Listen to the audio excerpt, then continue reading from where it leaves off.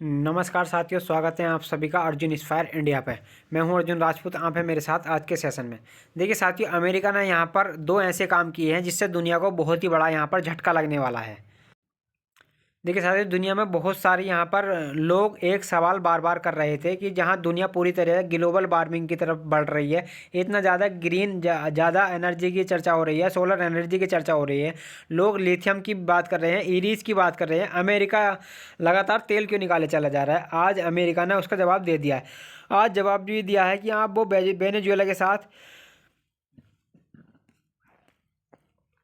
तेल का सौदा क्यों किया। आज उसने जवाब दिया है कि भारत जैसे देशों पर रूस से तेल खरीदने पर प्रतिबंध क्यों लगाया। यहाँ पर उनने डिटेल जानकारी दी है, आज उसकी चर्चा करेंगे हम। वहीं दूसरी तरफ एक और बिल लाने की तैयारी है और वो बिल है, ट्रंप ने अपने सांसदों को परमिशन दे दी है कि वो सदन के अंदर पेश कर सकते हैं और बिल के लगते ही भारत पर 500% टैरिफ लग सकता है या टैरिफ लगाया जा सकेगा। भारत को 500% तक टैरिफ। और दूसरा यहाँ पर साथियों कि भारत के सौर गठबंधन को, जिसमें 120 देश शामिल हैं, जो भारत ने सोलर अलायंस बनाया था, तो उससे अमेरिका बाहर निकल गया है। एक साथ इतने बड़े नुकसान भारत को होना, क्या इम्पैक्ट है इसका, ना केवल भारत पर बल्कि दुनिया पर, आज के सेशन में जिक्र करेंगे क्या होगा। आप सभी जानते हैं कि जिस तरीके वेनेजुएला से मादुरो को उठाया गया है, तब से इनके हौसले बुलंद है और इनके हौसलों की बुलंदी अब दुनिया के देशों पर सीधे सीधे यहाँ पर थ्रेट के रूप में देखने को मिल रही है। कुछ दिनों पहले इन्होंने ग्रीनलैंड को किया, फिर मैक्सिको को थ्रेट किया, कोलंबिया को किया, क्यूबा को किया गया, ईरान को किया, और ये इन सब के साथ थ्रेट खेल रहे हैं। अमेरिका के द्वारा जितने भी थ्रेट है उन पर हमने जो है ऑलरेडी सेशंस किए हुए हैं। साथियों, आपको सेशन में जानकारी दी है कि ईरान को क्या बोला, ग्रीनलैंड को क्या बोला। ऐसे में ये थ्रेट बढ़ते बढ़ते अब भारत पर आ पहुंची है। भारत तक देखिए साथियों,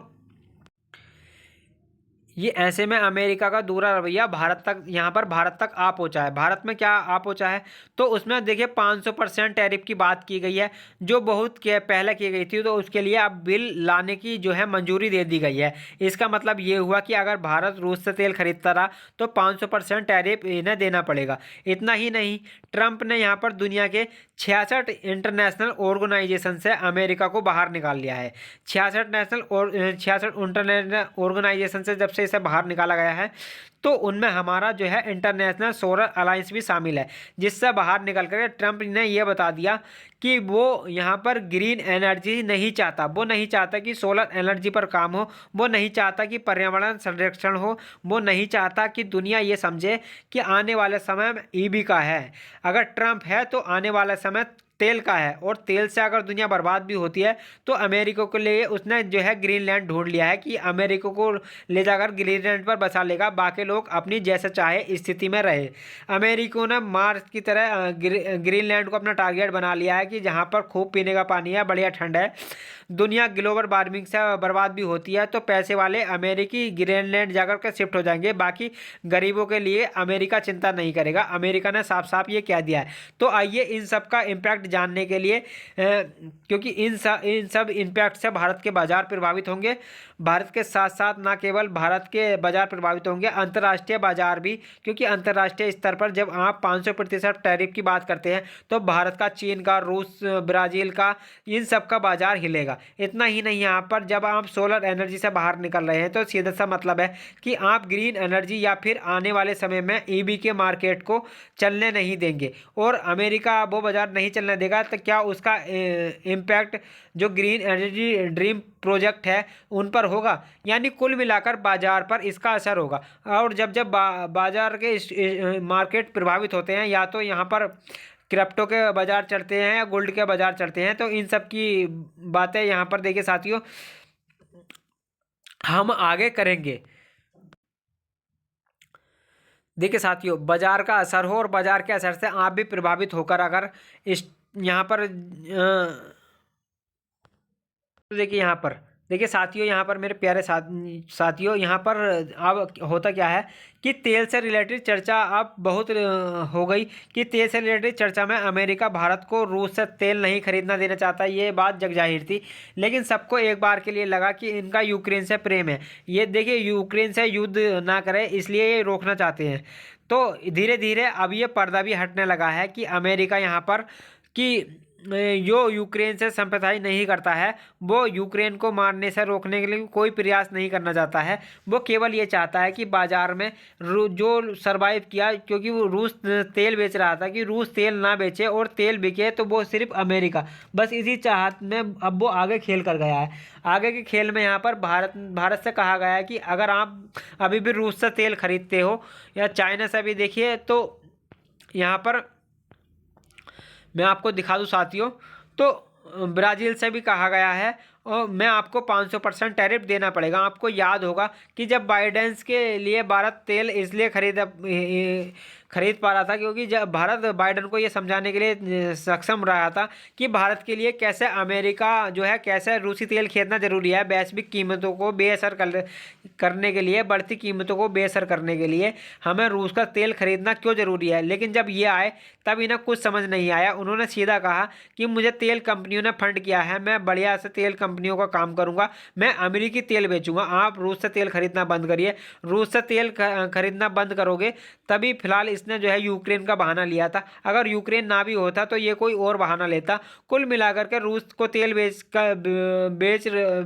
बेचने से रोकने के लिए कुछ भी करता, ये कुछ भी बहाना ले सकता था भारत से, कि रूस ने कभी कीनिया पर हमला किया था, ये कर दो, रूस ने कभी ये किया था, या रूस ने कभी वो किया था, ये कर दो।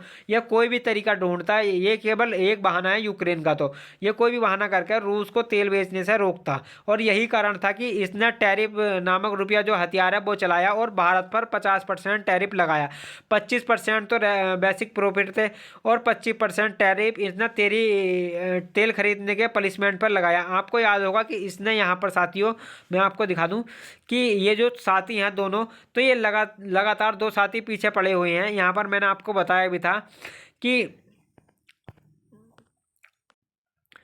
देखिए ये दोनों जो साथी थे तो इन्होंने ही ट्रम्प को सलाह दी थी कि अगर आप युद्ध रुकवाना चाहते हो रूस और यूक्रेन का, तो आप भारत पर 500% टैरिफ लगा दो। तभी जो है इस व्यक्ति को आप देख सकते हैं ट्रम्प के साथ कई रैलियों में। ये व्यक्ति कई बार ट्रम्प के साथ नजर आया वेनेजुएला के पास। ये देखिए व्यक्ति यहाँ पर अमेरिका का, देखिए ये व्यक्ति फिर से नज़र आया ट्रम्प के साथ वेनेजुएला के बाद। ये व्यक्ति जो है अमेरिका का कैंडिडेटर है। ये लगातार ट्रम्प को फ्यूल कर रहा है क्योंकि ये चाहता है कि ये एक बिल लाए, ट्रम्प से परमिशन मिले। इसका नाम है लिंडसे ग्राहम। तो लिंडसे नाम का ये जो व्यक्ति है ना, तो ये लगातार बिल ड्राफ्ट करने लग रहा है। ये सीनेटर है, सांसद है। जैसे अपने राज्यसभा के सांसद होते हैं तो वैसे ही ये एक सांसद है, सीनेटर है। ये एक बिल लेकर आया है। तो इस बिल को राष्ट्रपति की परमिशन इसने दिलवा ली है और परमिशन में ये कहलवा लिया है कि सर मैं चाहता हूं कि आप 500% टैरिफ की परमिशन दे, ताकि रूस, चीन और ब्राज़ील अगर रूस से तेल खरीदना चाहते हो, बार बार वो यहाँ पर मैं बार बार बोल रहा हूँ, भारत, चीन और ब्राज़ील यहाँ पर देखिए रूस से तेल खरीदना चाहते हैं तो उन्हें 500% टैरिफ देना पड़ेगा। तो लिंडसे ग्राहम को ये परमिशन कल जो है यहाँ पर दे दी गई है कि इतना तुम मेरी वाहवाही कर रहे हो तो वेलकम। यहाँ पर देखिए कि अगर तो इनसे लिंडसे ग्राहम बिल्कुल जो है ऐसा ही हो रखा है कि बताओ भाई कितना टैरिफ इन पर जो है और लगाना चाहिए। तो ये बताता है कि अगर ट्रम्प जो है टैरिफ नहीं लगाया होता तो भारत जो है रशिया से तेल खरीदना कम नहीं करता या बंद नहीं करता। तो उसी इंडिया को तेल खरीदने से रोकना है तो यहाँ पर टैरिफ बढ़ाना होगा। तो लिंडसे ग्राहम ने इसने जो ट्रम्प को इतने दिन से फ्यूल कर रहा था वो करवाने में कामयाबी हासिल कर लिया है। ये एक रशियन सेंसन नाम से एक बिल ला रहा है। ये बिल पहले पास होगा सीनेट में, मैं आपको दिखा दूं, और फिर सीनेट के पास होगा, फिर बाकी पास होगा अन्य हाउसों से फिर जो है उसके बाद में राष्ट्रपति के इस पर हस्ताक्षर हो जाएंगे और ये कानून बन जाएगा। इसका नाम होगा, इस बिल का नाम सैंक्शन ऑफ रशिया 2025, जिसका असर ये होगा कि रूस से तेल खरीदने पर भारत को अमेरिका समान परसेंट बेचने पर 500% टैरिफ देना पड़ेगा। तो टैरिफ का असर क्या होगा, भारत का व्यापार पूरी तरह प्रभावित होगा, तो हमारे एक्सपोर्ट बाधित होंगे। ऑलरेडी हमारी जो 25% टैरिफ जो रैसी को पोकर लगा हुआ है वो 25% तक परिसमेंट का टैरिफ लगा हुआ है। तो उसमें देखिए इस बात का कि भारत रूस से तेल खरीदता है, इस बात का जिसके चलते कि भारत ने रूसी तेल खरीदने पर इन दिनों थोड़ी कमी भी दिखाई है। आपको याद होगा कि जनवरी 2 की ये न्यूज़ है कि इंडिया ने अपने सारे रिफाइनरीज से बोला है कि भाई तुम लोग जो रशिया से तेल मंगा रहे हो उसका बिजली हमें अपडेट दो। भारत पिछले 4 साल से रूस से तेल खरीदने पर इस समय सबसे कम हुआ है कि रूसी तेल खरीदने के आंकड़े धीरे धीरे नीचे आ रहे हैं। हम अपनी आवश्यकता का 32.3% रूस से खरीद रहे हैं, लेकिन अभी भी जितने देशों से हम तेल खरीदते हैं तो उनसे सबसे ज़्यादा तेल रूस से खरीदना शामिल है। तो ऐसे में देखिए रिलायंस इंडस्ट्री निकल कर आती है कि कहती है इस महीने यानी जनवरी में कि हम रूस से कोई तेल नहीं खरीदेंगे। रिलायंस का तेल ना खरीदना है जैसे ही अलाउंस होता है तो इंडिया का जो तेल परचेस है वो ऑटोमेटिक कम हो जाएगा। ये बड़ी सुर्खी बन जाता है। तो कुल मिलाकर यहाँ पर अमेरिका की धमकियों का भारत पर होना शुरू हुआ। भारत ने रूसी तेल खरीदना कम किया और तो और यहाँ पर धीरे धीरे अब इस तेल में जो है समय ना लगाया जाए तो और इससे हमें और धमकाया गया अमेरिका के द्वारा 500% का टैरिफ देते हुए कि इस बात का ट्रम्प ने मजाक भी बनाया और कहा कि मोदी मुझे खुश करने का प्रयास कर रहे हैं। वो इस तरीके से टैरिफ लगा करके इस तरीके से इंपोर्ट कर करके मुझे हैप्पी करने का प्रयास कर रहे हैं। खैर इनकी जो भी बातें हैं इन सबसे एक बात तो तय है कि भारत टैरिफ के चलते एक्सपोर्ट को बाधित होता हुआ देख रहा है। भारत के जुलाई के जो एक्सपोर्ट थे वो अगस्त में कम हुए, सितंबर में कम हुए और अक्टूबर में और ज़्यादा कम, अक्टूबर में थोड़ा कम हुए। ये साफ साफ दिखाई दे पड़ रहे हैं। भारत अमेरिका से एक्सपोर्ट में लगातार अब पिछड़ता चला जा रहा है, जिसका नुकसान भारत की अर्थव्यवस्था को हो रहा है। मजबूरी ये है कि भारत पहले इस पर प्रतिक्रिया दिया था। जिस समय लिंडसे ग्राम सबसे पहले बात उठाई थी उस समय हमने यूरोप का हवाला देते हुए बात की थी, लेकिन अब हमारी प्रतिक्रिया भी बेअसर है क्योंकि अमेरिका में एक नेक्स्ट लेवल का कॉन्फिडेंस आ चुका है, वो सबसे झगड़ चुका है। और ऐसे में क्या है कि टैरिफ के नाम पर वो चाइना के साथ खेल चुका है, वेनेजुएला के मादुरो को उठा चुका है, यूक्रेन के खिलाफ रशिया के खिलाफ सैंक्शन की बातें कर रहा है। तो अभी यहाँ पर फिलहाल के लिए ये व्यक्ति पूरी तरीके से छुट्टा सांड हो गया है। अब ये दुनिया के अंदर कुछ भी तहलका मचाना चाहता है। अब ये जो बात है कि ये कर क्या रहा है तो इसका असर भारत की अर्थव्यवस्था पर नकारात्मक तो होगा ही, लेकिन दुनिया को ये समझना होगा कि इसे रोकने के लिए अब पूरी दुनिया को भी अगर एक होना पड़े ना तो भी शायद अमेरिका कंट्रोल में नहीं आ सकता है। आप पूछेंगे वो कैसे है कि देखिए सारी की सारी बातों का अगर सार अगर आप निकालते हैं या निकालने को निकलते हैं तो ये निकाल पाएंगे। तो जब से ये व्यक्ति आया है तो डे वन से एक चीज़ का दिमाग में फितूर लगाया हुआ है कि मुझे तेल कंपनियों ने पैसा दिया था, मैं उनके लिए काम करूंगा तो अमेरिका का तेल बिकना चाहिए। और अमेरिकी तेल कंपनियों ने दुनिया भर में जहाँ जहाँ फैक्ट्री लगाई हुई है, रिफाइनरी लगाई हुई है, वहाँ से तेल निकल करके आना चाहिए। तो इसने बाकायदा प्रॉपर तरीके से वेनेजुएला पर जो हमला प्लान किया वो असल में वेनेजुएला पर कब्जा इसीलिए था ताकि वो तेल निकाल सके। बहुत से लोगों के दिमाग में प्रश्न आया कि बहुत हमारे पास में यहाँ पर देखिए आया कि यहाँ पर कि सर एक बात बताइए कि दुनिया तो यहाँ पर ग्रीन एनर्जी की तरफ बढ़ रही है, एक तरफा सोलर एनर्जी की तरफ बढ़ रही है, लेकिन अमेरिका तेल के पीछे क्यों पड़ा हुआ है? तो इसके पीछे का कारण मैं आपको आज समझाता हूँ कि अमेरिका को दुनिया से कोई मतलब नहीं है। वो पूरी तरीके से यहाँ पर अब हाइड्रोकार्बन पर वापस लौट रहा है। ये उसी जमाने में लौट रहा है कि जब पेट्रोल से कोयले से काम हुआ करता था। इसका मानना था कि इसमें जो मेरे पास रिसोर्सेज हैं पहले मैं उनका कंप्लीट दोहन करूंगा, उन्हें कंज्यूम करूंगा। फिर आप पूछेंगे कि दुनिया के और देश भी ऐसा करने लगेंगे। भारत जैसे देश, चीन जैसे देश, इनके पास तेल है नहीं साथियों, मैं आपको बता दूं। तो इन्हें तेल मंगाना पड़ता है। तो हम तो तेल मंगा करके खर्च करेंगे, लेकिन इसके पास तो तेल है तो नहीं है, तो इसने जो है कब्जा कर लिया। तो तेल को कब्जा करके ये पहला उस तेल को जो है बेच के पैसे कमाना चाहता है। लेकिन सर इस तेल को बेचने से तो बहुत ज़्यादा दिक्कत हो जाएगी, दुनिया के अंदर पोल्यूशन बढ़ जाएगा, ग्लोबल वार्मिंग बढ़ जाएगी, तो टेम्परेचर दुनिया का बढ़ जाएगा, ग्लेशियर पिघल जाएंगे, अतिवृष्टि बढ़ने लगेगी यहाँ पर। तो समुद्र का जल स्तर बढ़ने लगेगा। तो अब या तो देखिए ओवरऑल क्या होगा ये बताइए। तो देखिए ओवरऑल होगा ये साथियों कि इंसान जी नहीं पाएगा, ये चाहता भी नहीं है कि आप जिए। कि अमेरिका का मानना है कि केवल अमेरिका बचना चाहिए, दुनिया सारी समाप्त हो जाए, कोई दिक्कत नहीं है। इसी की प्लानिंग में ये लोग ग्रीनलैंड की तरफ प्लानिंग कर रहे हैं। इनका मानना है साथियों कि अगर हम समुद्री स्तर बढ़ेगा, ग्लेशियर पिघलेंगे, तापमान बढ़ेगा, सब कुछ बढ़ेगा, कोई बात नहीं है, तो रहने लायक ग्रीनलैंड बचेगा, तो वहां जाकर रह लेंगे हम। थोड़े दिनों बाद ये ग्रीनलैंड के बाद फिर अंटार्कटिका की बात करने लगेंगे कि अंटार्कटिका पर जाकर जाकर ले लेंगे, वहां पर रह लेंगे। दुनिया पर सब चीजें हमेशा के लिए थोड़ा ही होती है और हर व्यक्ति हमेशा के लिए नहीं है। तो ट्रंप उस मानसिकता के साथ अभी जो है फ्यूल को या पेट्रोलियम फ्यूल को बर्क करने में लगे हुए हैं। और बर्क करने में इसकी जो पागलपन दिखाया है, पूरी दुनिया किसी भी तरह पूरी तरह बर्बाद हो, ना जाने कितने देश यहाँ पर इनके इस पागलपन के चलते डूब जाएंगे, बर्बाद हो जाएंगे। ना जाने कितने देश समुद्र में समा जाएंगे, ना जाने कितनी नदियों में बाढ़ आएंगे, ना जाने कितने लोग प्यास से मरेंगे, ना जाने कितने लोग पोल्यूशन से मरेंगे, ना जाकर जंगलों में आग लग जाएगी। लेकिन इस व्यक्ति को कोई फर्क नहीं पड़ता है साथियों। लेकिन आगे क्या बात होती है,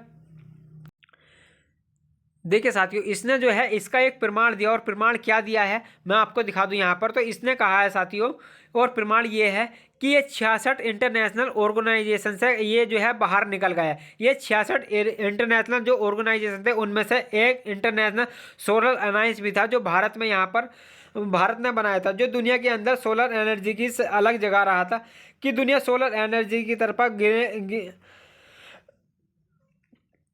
कि दुनिया सोलर एनर्जी में आगे बढ़े, दुनिया जो है किस तरीके से आगे बढ़े, यहाँ पर इलेक्ट्रिक व्हीकल में आगे बढ़े। तो इसने यहाँ पर 66 देशों से बाहर निकल गया। उनमें से 35 तो देखिए साथियों नॉन मतलब ये 33 तो नॉन यूएन ऑर्गेनाइजेशन थे, लेकिन 31 यूएन के ऑर्गेनाइजेशन थे। अभी यहाँ पर यूएन को लेकर के हम इसको क्रिटिसाइज कर रहे थे कि यूएन क्या करेगा। तो ये 31 गठबंधनों से खुद ही बाहर निकल गया। कि देखिए बोलता है कि भाई बात ऐसी है कि यूएन की कोई प्रासंगिकता नहीं है, कौन है यूएन, क्या ही जरूरत है उस यूएन की। क्योंकि यहाँ वेनेजुएला के केस में कह रहे थे कि यूएन के अंदर हम बैठक बुलाएंगे, और बैठक बुलाई गई है। अमेरिका के खिलाफ बातें हो रही हैं, अमेरिका पर एक्शन लेने के लिए दबाव बढ़ाया जा रहा है। तो इसने कहा कि मैं हूँ ही नहीं तुम्हारा सदस्य, मेरा क्या बिगाड़ लोगे आप यूएन वालों। तो देखिए अमेरिका वाला अब ऊपर चला गया है, यूएन से भी ऊपर। अब ये देखिए लिखता ही कहता है कि अमेरिका फर्स्ट है यहाँ पर। तो अमेरिका ही सर्वा है।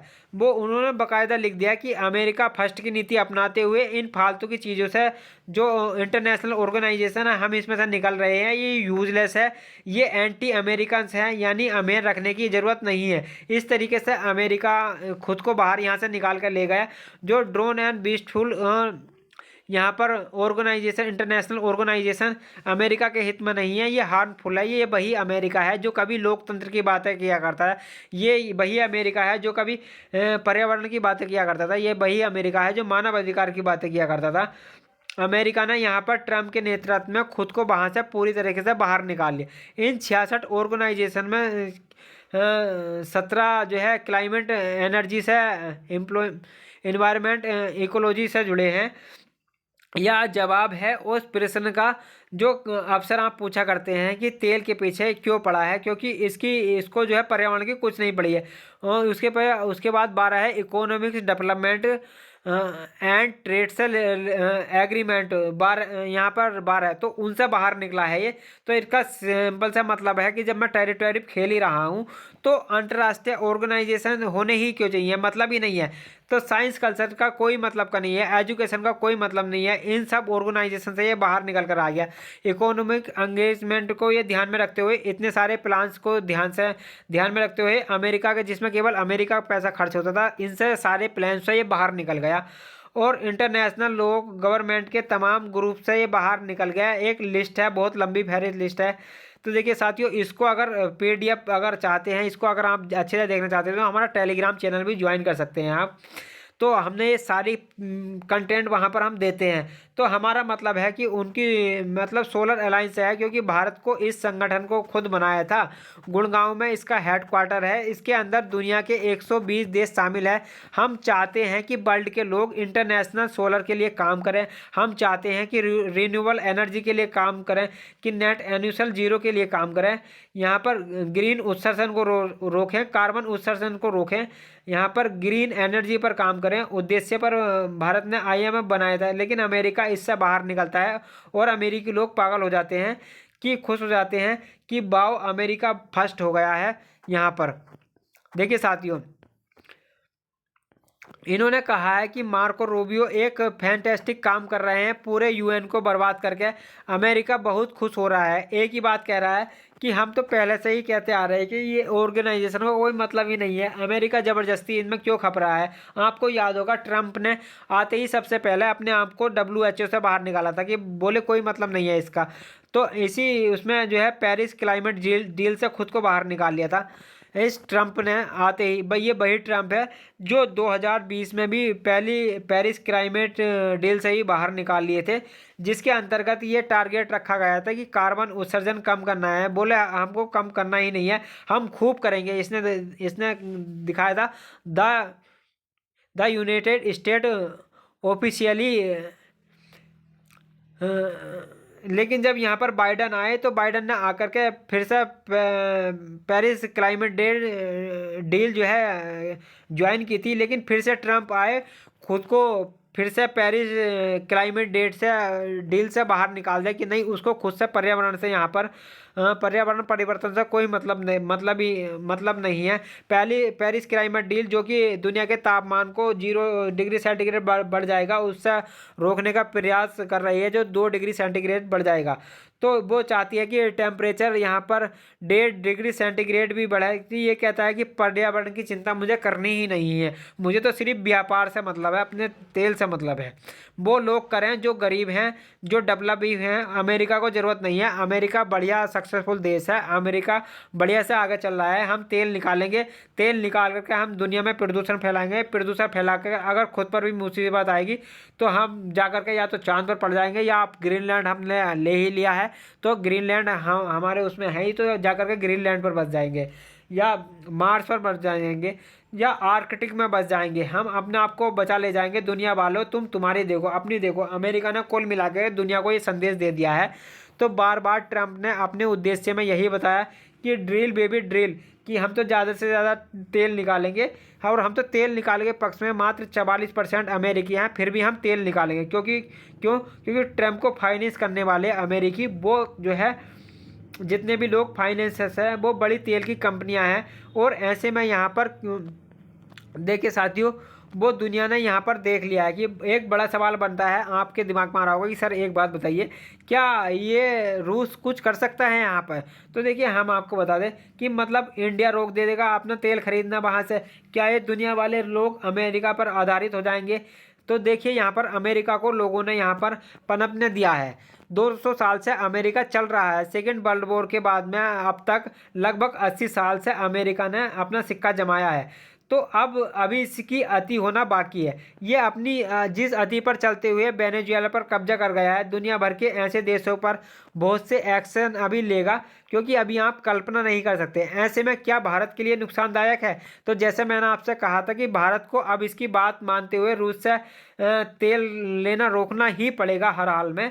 तो और कोई अल्टरनेटिव नहीं है, क्योंकि अभी जिसमें मूड में ये है तो इसका डर खत्म हो गया है। साथियों अक्सर ये कहा जाता है कि जिसको एक बार जिसका शर्म हो खत्म हो जाए, जिसकी हया खत्म हो जाए, या जिसका डर खत्म हो जाए, तो वो सबसे ज़्यादा विध्वंसकारी हो जाता है। इलाज उसका समय करता है, लेकिन उसका सृष्टि इसका इलाज करती है, प्रकृति उसका इलाज करती है। लेकिन ट्रम्प जिस मोड में अभी चल रहा है, तो अभी उसका इलाज शायद कोई भी करने का कोई इंतजार नहीं कर रहा है। फिलहाल के लिए साथियों, ट्रंप ने जिस तरीके से वेनेजुएला पर कब्जा किया, सबसे पहले सोच करके देखिए। कहा गया है कि इनसे 30 से लेकर 50 बिलियन या मिलियन तेल को अमेरिका पहले खुद निकालेगा, मिलियन तेल को। फिर अमेरिका उनका खर्चा पानी सेट करेगा, तब जाकर के हम बेचेंगे। कुल मिलाकर के एक ही बात है यहाँ पर कि अमेरिका को पर्यावरण की कोई दिक्कत नहीं है। बाकी आप लोग मस्त रहिए, अपना अपना जीवन बचाइए साथियों। यहाँ पर जैसा भी हो जीवन बचाने में ही अपना जो है कि रखिए। बाकी अमेरिका को तो आपसे कोई लेना देना है नहीं, अमेरिका ने तो अपने लिए यहाँ पर ठीक ठाक जगह ढूंढ ली है पहले से ही। और क्या होता है, बाकी आप लोग यहाँ पर देखिए साथियों, अमेरिका के साथ भारत को अगर ट्रेड डील करनी है तो भाई साहब करिए, क्योंकि ये वो आदमी है जो टेस्ला को कि इसलिए हड़का दिया था। मस्क को लड़ने का कोई और कारण थोड़ा ही था। एलन मस्क से लड़ने का एकमात्र कारण था कि इलेक्ट्रॉन व्हीकल टेस्ला चला रहा है। ज़्यादा पैसे दे दिए अमेरिका को जो है डोनाल्ड ट्रंप को, तेल कंपनियां या तेल कंपनी वाले, इसने भी पैसा दिया था चुनाव लड़ने के लिए। अगर इसका पैसा काम कर गया होता तो ये तेल कंपनियों पर काम नहीं करता, वेनेजुएला की जान बच गई होगी। लेकिन तेल कंपनी ने ज़्यादा पैसा दे दिया, इसका पैसा कम पड़ गया तो इसका धंधा पिटवा दिया। क्योंकि टेस्ला कैसे बिकेगी, टेस्ला तो ईवी है। लेकिन इसको समझाया गया कि देखिए भाई, तुम इन दिनों ये वापस से दिखाया है कि देखो तू चिंता क्यों कर रहा है, तेरे को और धंधा दिलवा देंगे, तू लोड क्यों ले रहा है, तू स्टारलिंक भेज, तू इस आराम से इस तू दुनिया के अंदर डेटा सेंटर खोल, कुछ और बढ़िया कर, ट्विटर से पैसा कमा। तू क्यों इसके पीछे पड़ रहा है कि तुझे मतलब ईवी बेचनी है। तो एलोन मस्क जिसको बाहर किया गया था उसके पीछे का उद्देश्य भी अब क्लियर हो चुका है। अब धीरे धीरे अमेरिका पूरी पुरानी नीतियों पर लौट रहा है। ऑयल के प्रति अमेरिकी प्यार अब देखने लगा है। भारत को यहाँ पर आवश्यकता है साथियों कि जल्दी से समेट लिया जाए इसको, अदर ये भारत को बहुत नुकसान पहुँचाएगा। पर्यावरण के लिए पूरी दुनिया के देश यहाँ पर फिर एकजुट हो, समझे कि पर्यावरण किसी एक का नहीं है, दुनिया की साझा विरासत है ये पर्यावरण। अमेरिका को ये भी जरूर इनको रास आएगा कि अन्यथा अमेरिका के साथ दुनिया के देशों को कोई ना कोई एक्शन लेना पड़ेगा। बयानबाजी से कुछ नहीं होगा। मैं बोल दूं कि अमेरिका के खिलाफ कुछ करो, कि देखिए यहाँ पर कुछ नहीं होगा। अमेरिका का एक प्लेटफॉर्म है जिस पर यहाँ पर आप सुन रहे हो। अमेरिका वाले जिस दिन चाहे दुनिया भर की आवाज़ों की बोलती बंद कर दें, आप कुछ नहीं कर सकते। तब भी आप उस दौड़ में चल रहे हैं। बाकी आप लोग खुद समझदार हैं कि बताइए क्या लगता है आपको, क्या करना चाहिए। यहाँ पर फिलहाल के लिए इतना ही। चैनल पर नए हैं तो चैनल को सब्सक्राइब कर लीजिए और अपने साथियों के साथ इसे ज़रूर साझा करिए। अगर आपको जानकारी पसंद आती है तो अपनी राय कमेंट बॉक्स में ज़रूर दीजिए। और रिक्वेस्ट है आपसे साथियों कि चैनल को सब्सक्राइब कर लीजिए हमारे, ताकि आने वाली वीडियो जो है आपको हमारी मिलती रहे हमारी वीडियो। आपसे एक निवेदन है कि चैनल को अपने साथियों से भी अवश्य साझा करें और अपनी राय कमेंट बॉक्स में ज़रूर दें। और जैसा हम कहते हैं, आज का सेशन करते हैं साथियों हम यहीं पर समाप्त। जैसा हम कहते हैं कि अपना ख्याल रखें, बड़ों का सम्मान करें, छोटों को प्यार दें और अपना व्यक्तित्व इस प्रकार से विकसित करें कि महिलाएं आपके साथ सुरक्षित और सम्मानित महसूस करें। धन्यवाद साथियों।